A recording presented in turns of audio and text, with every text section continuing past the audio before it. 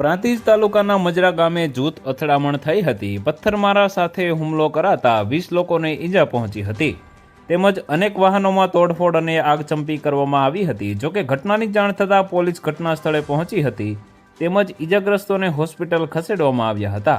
આ અંગે મળતી માહિતી પ્રમાણે ધાર્મિક કાર્યક્રમના આયોજનમાં વિવાદને લઈને બે જૂથ આમને સામને આવ્યા હતા। તેમાં વિવાદ ઉગ્ર બનતા સામસામે પથ્થરમારો કરવામાં આવ્યો હતો તેમજ પથ્થરમારામાં 20થી વધુ લોકોને ઈજા પહોંચી છે, જ્યારે 26 કાર, 51 બાઇક, 2 ટેમ્પોમાં નુકસાન પહોંચાડ્યું છે, જેમાં 4 મિની ટેમ્પો, 3 ટ્રેક્ટર, 10 મકાનને પણ નુકસાન પહોંચાડ્યું હતું।